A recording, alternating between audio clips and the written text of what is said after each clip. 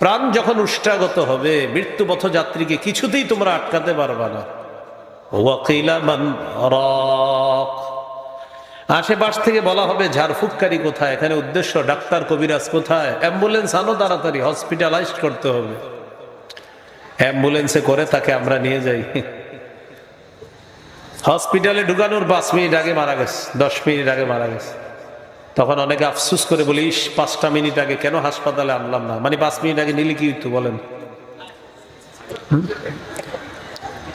মৃত্যুর পর এইগুলো আর বললেন না যে 5 মিনিট আগে আনলে ভালো হইতো।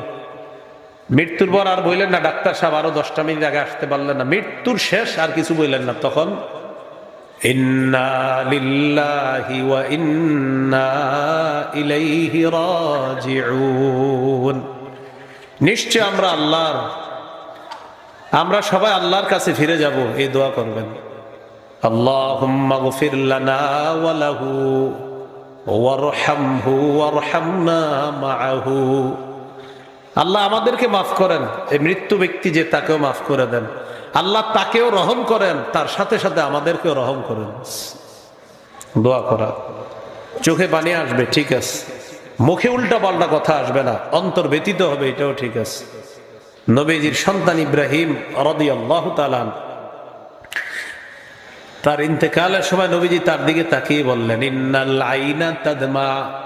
নবীজির চোখ থেকে পানি পড়তেছিল। নবীজি বললেন, চোখ অশ্রু প্রবাহিত হয়, চোখে অশ্রু প্রবাহিত হয়।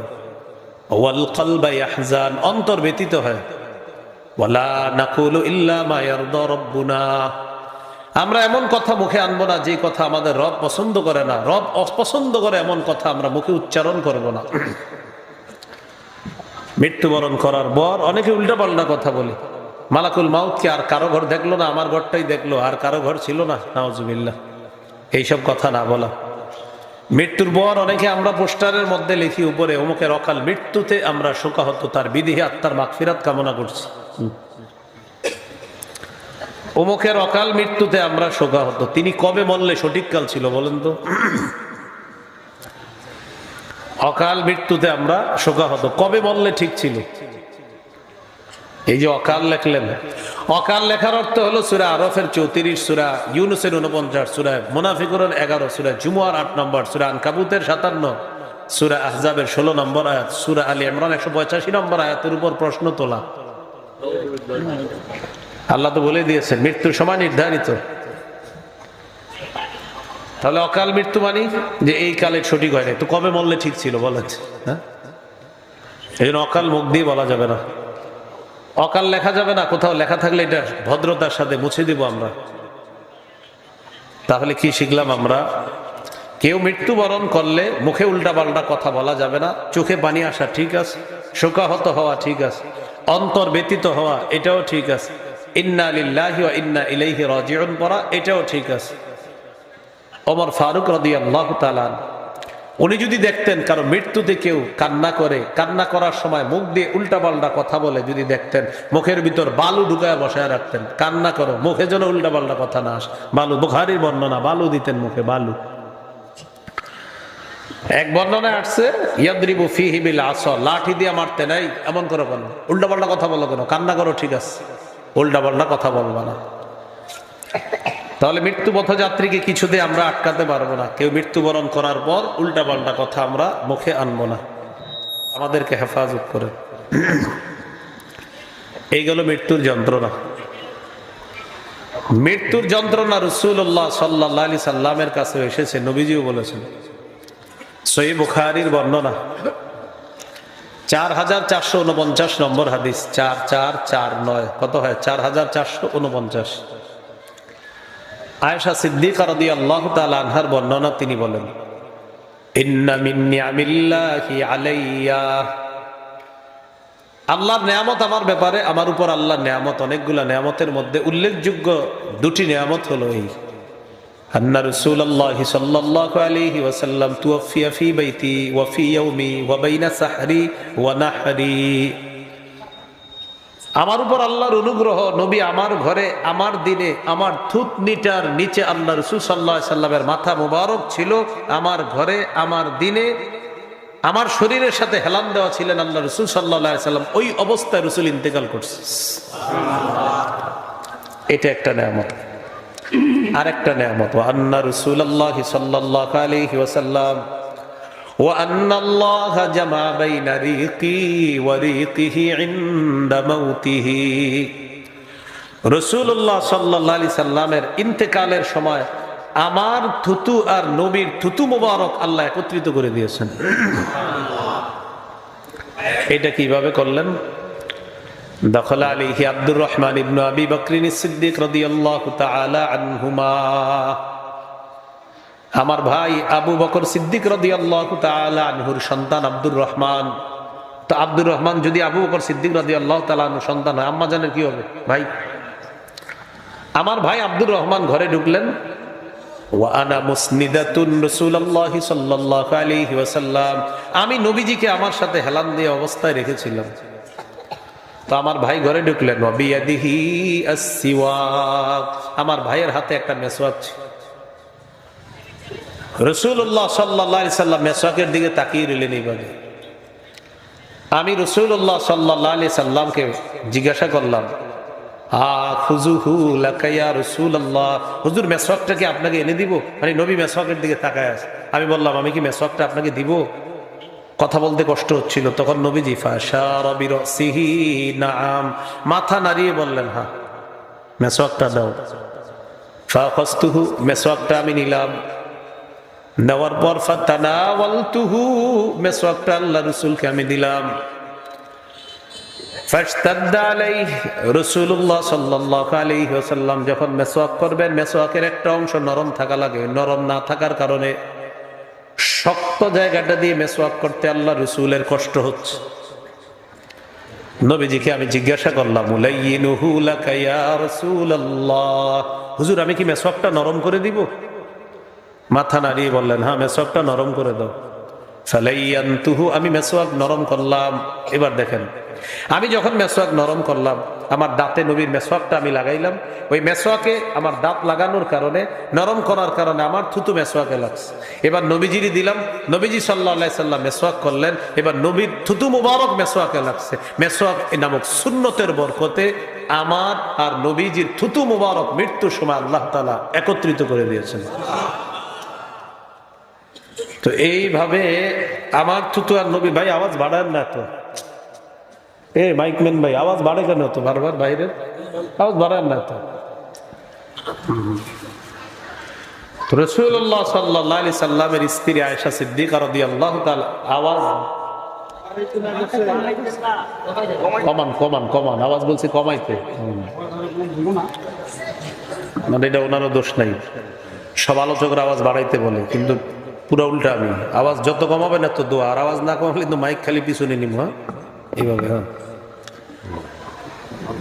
আওয়াজ কমাইতে হবে। আওয়াজ বাড়ানোর তিনটা উপকারিতা বলেন যদি কেউ পারেন। তিনটা উপকার বলেন। উপকার দুইটা বলেন কেউ পারলে, একটা উপকার বলেন কেউ পারবেন না। আওয়াজ না বাড়ানোর 1000 উপকারিতা আমি বর্ণনা করতে পারবো। ব্যাস এতটুকুই থাক। যতটুকু বললাম যে আওয়াজ বাড়ানোর উপকারিতা কেউ যদি পারেন আমার জানাবেন। কমানোর উপকারিতা কয়টা আছে আমি আপনার লিস্ট ধরাই দিব। আল্লাহ আমাদেরকে বোঝার তৌফিক দান করেন। তো আয়েশা সিদ্দিকা রাদিয়াল্লাহু তাআলা আনহা বলেন, আমার থুতু আর রাসূল সাল্লাল্লাহু আলাইহি সাল্লামের থুতু মুবারক আল্লাহ মেসওয়াক সুন্নত, এই সুন্নতের বদৌলতে আল্লাহ এক করে দিয়েছে। 5 ওয়াক্ত নামাজে আজকে সাধারণ জনগণ আছেন যারা 5 ওয়াক্ত নামাজে মেসওয়াক করছেন, এমন একজন আছেন 5 ওয়াক্ত নামাজে, 5 ওয়াক্ত আজকের 5 ওয়াক্ত নামাজে। হ্যাঁ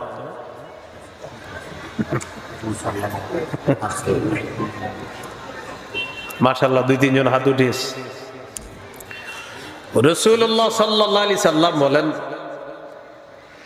জিবরিল আমিন আমাকে এত পরিমাণ মেসওয়াক করতে বলছে, আমি আশঙ্কা করলাম না জানি মেসওয়াক করতে করতে আমার দাঁত আমি ভেঙে ফেলি। এত পরিমাণ আমাকে বলছে মেসওয়াক করার জন্য।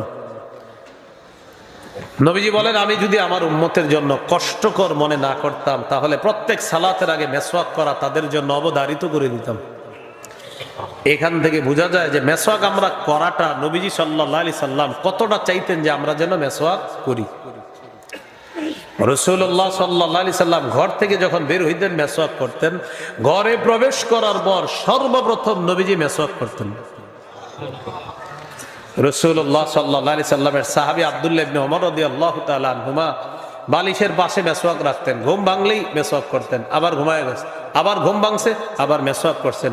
নবীজি বলেন, তোমরা মেসওয়াক করো, কোরআন পড়ার আগেও মেসওয়াক করবা। তোমরা যখন কোরআন পড়ো, তোমার তেলাওয়াতটা মুখ থেকে বের হয়, এই পড়াটা ফেরেশতার মুখ দিয়ে তার পেটে যায়। মেসওয়াকরত অবস্থায় তোমার দাঁতগুলা যেন এমন থাকে যে তুমি মেসওয়াক করেছো, ওই মেসওয়াকওয়ালা দাঁত দিয়ে যেন তোমার তেলাওয়াতটা বের হয়, আর সেই তেলাওয়াত যেন ফেরেশতা গিলতে পারে। রাসূলুল্লাহ সাল্লাল্লাহু আলাইহি সাল্লাম ইন্তেকাল করবে, এর আগে মেসওয়াকের দিকে তাকায় আছে এইভাবে। এই জন্য মেসওয়াক করা, আল্লাহ আমাদের সকলকে তৌফিক দান করেন। মেসওয়াক করবো তো ইনশাআল্লাহ। মেসওয়াক করবেন, 3 জায়গায় মেসওয়াক রাখবেন, গাড়ি, বাড়ি, কর্মস্থল। কয় জায়গায়? 3 জায়গায়, গাড়ি, বাড়ি, কর্মস্থল। গাড়িতে রাখবেন, বাড়িতে রাখবেন, কর্মস্থলে রাখবেন, এই 3 জায়গায় মেসওয়াক রাখবেন। আমি যেটা দিয়ে চলাফেরা করি আপনারা কেউ চেক করতে পারেন, এখন গিয়ে আমার সামনের যে সিটটা ওখানে 3টা মেসওয়াক আছে। কয়টা? কেউ নিয়েন না, আবার ওই 3টা দিয়ে আমি করি, হ্যাঁ, ওখানে রাখা আছে, আপনি দেখতে পারেন গিয়া। তো বলছিলাম মেসওয়াক করা, আল্লাহ তৌফিক দান করেন।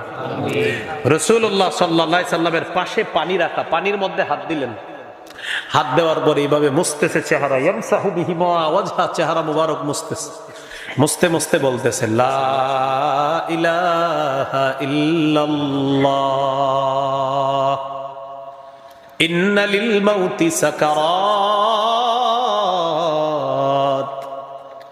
নবীজি বললেন, লা ইলাহা ইল্লাল্লাহ, এটা বলার পর বললেন, আয়েশা, মৃত্যুর খুব যন্ত্রণা। নবীজি লা ইলাহা ইল্লাল্লাহ বলার পর বললেন, আয়েশা, মৃত্যুর খুব যন্ত্রণা। কি বললেন? আয়েশা, মৃত্যুর খুব যন্ত্রণা। নাসাবা ইয়াদাহু, হাতটা উপরে উঠাইলেন, উঠানোর পর বললেন, আল্লাহুম্মা ফির রাফিকিল আ'লা। এইভাবে হাত উঠায় বললেন, আল্লাহ, সর্বশ্রেষ্ঠ বন্ধু সান্নিধ্যে আমি চলে যেতে চাই। এটা হলো মূল অনুবাদ। আল্লাহুম্মা ফির রাফিকিল আ'লা, হে আল্লাহ, ফির রাফিকিল আ'লা মানে আমাকেও সর্বশ্রেষ্ঠ উত্তম বন্ধুর অন্তর্ভুক্ত করে নেন, মানে আল্লাহ আমি আপনার কাছেই চলে যেতে চাই। হাদিসে আসছে, আম্মাজান বলেন যে নবীজি সাল্লাল্লাহু আলাইহি সাল্লাম আমাকে বলেছিলেন, কোন নবী ইন্তেকালের সময় তাকে তার জান্নাতের আসনটা দেখিয়ে বলা হয় যে আপনি কি জান্নাতে যাবেন না আরো কিছুদিন দুনিয়াতে থাকবেন, তাকে এই স্বাধীনতা দেওয়া হয়। দেওয়ার পর ওই নবী যেটা ইচ্ছা গ্রহণ করতে পারে। তো আম্মাজান বলেন, যে নবীজি যখন বলেছিলেন এটা, যে তখন মনে হয় নবীজি তখন জান্নাত দেখতেছিলেন। হ্যাঁ আল্লাহ, আমি আপনার কাছে চলে যেতে চাই। এটা বলার পর মালাত ইয়াদুহু, হাতটা হেলে পড়লো জমিনে। আমি বুঝতে পারলাম আল্লাহ রাসূল বিদায় নিচ্ছে। তো আমার পুরা হাদিস শোনানোর উদ্দেশ্য কি বলেছিলেন? আয়েশা, মৃত্যুর খুব যন্ত্রণা, আয়েশা, মৃত্যুর খুব যন্ত্রণা। এটা হলো রাসূল সাল্লাল্লাহু আলাইহি সাল্লামের মৃত্যুর ব্যাপারে বিশুদ্ধ বর্ণনা। অসতর্কতা বশত হয়তো অনেকের মুখ থেকে এই মাইকে একটা অশুদ্ধ বর্ণনাও প্রকাশ পেয়েছে নবীজির মৃত্যুর ব্যাপারে, অসতর্কতা বশত। তো এই বর্ণনাগুলা কিভাবে আসছে? হয়তো কোনো বইয়ের মধ্যে লেখা ছিল, ওই বই হয়তো কেউ পড়েছে, পড়ার পর মাইকে বলে ফেলেছে, আর এটাই প্রকাশ পেয়ে গেছে, সমাজের মধ্যে ছড়ায় পড়ছে, আর আমরা ওইটাকে সত্য বলে মনে করে নিয়েছি।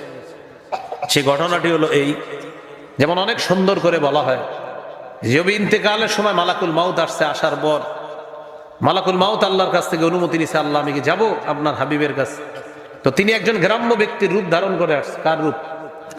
গ্রাম্য ব্যক্তির রূপ ধারণ করে আইসা বলতেছে, আমি কি যাব আপনার কাছে, আপনার নবীর কাছে আমি যাব?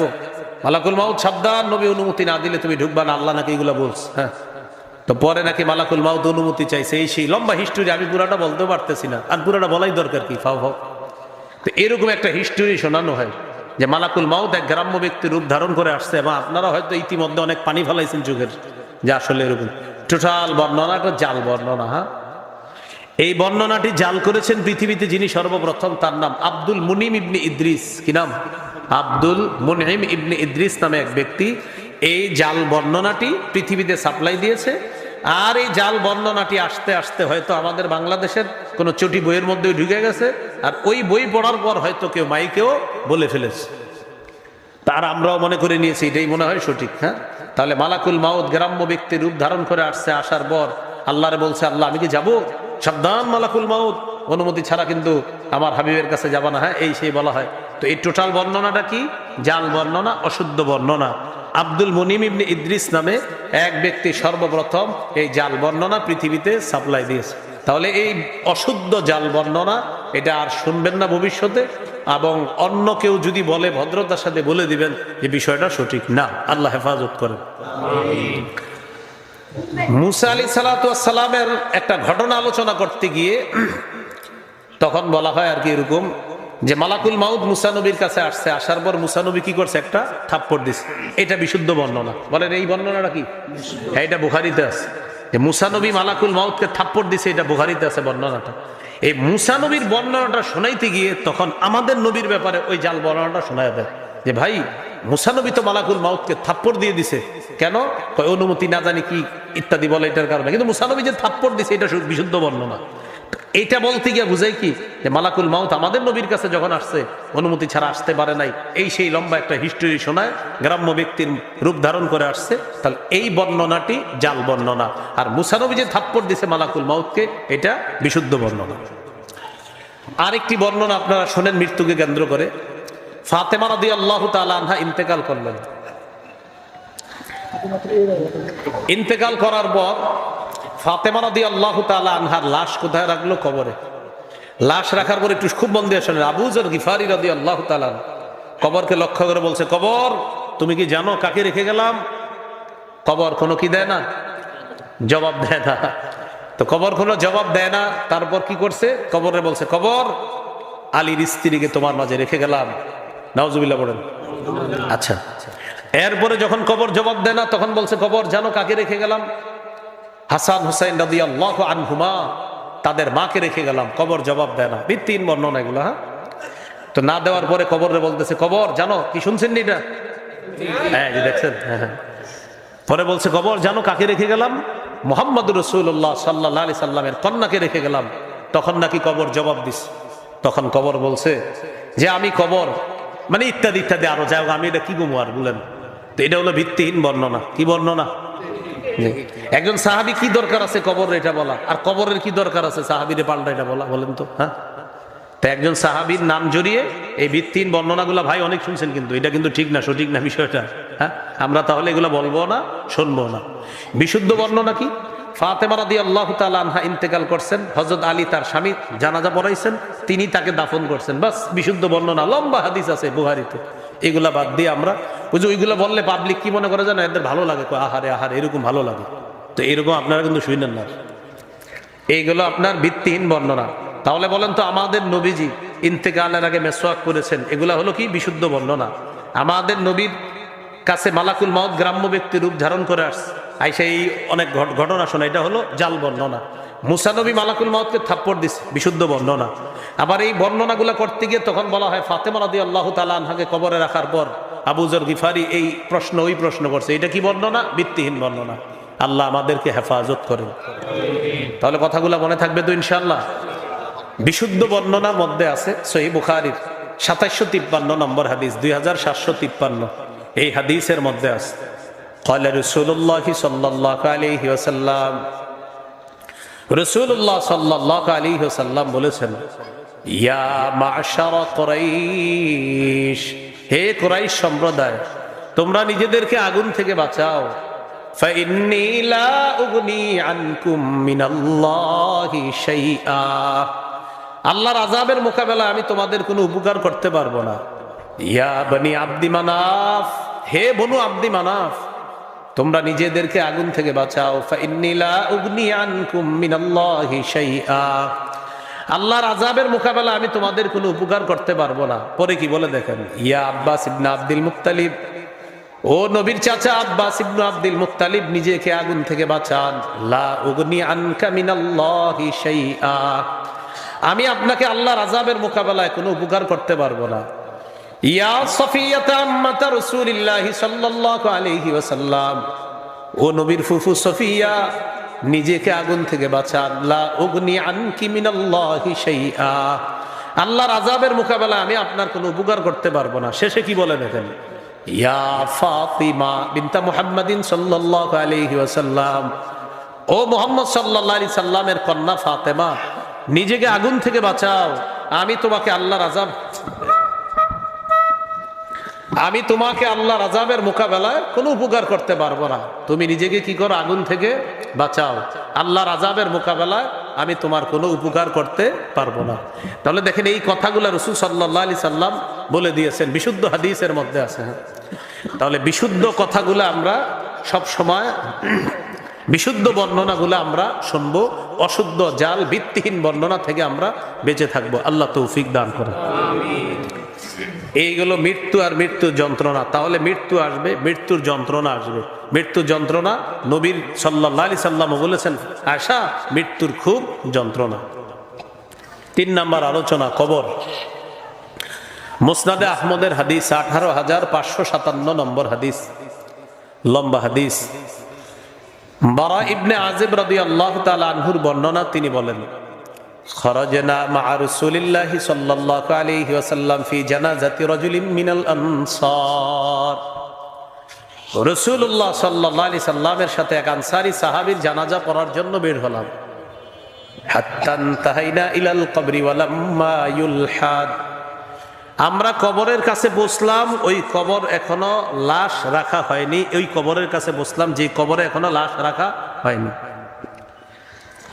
এক হাদিসে আসছে, নবীজি যাইতেছিলেন, যাওয়ার সময় দেখে কি একদল মানুষ গোল হয়ে আছে। নবীজি বললেন, আচ্ছা, আলামা ইজতামা আলাইহি হাউলা, এই মানুষগুলো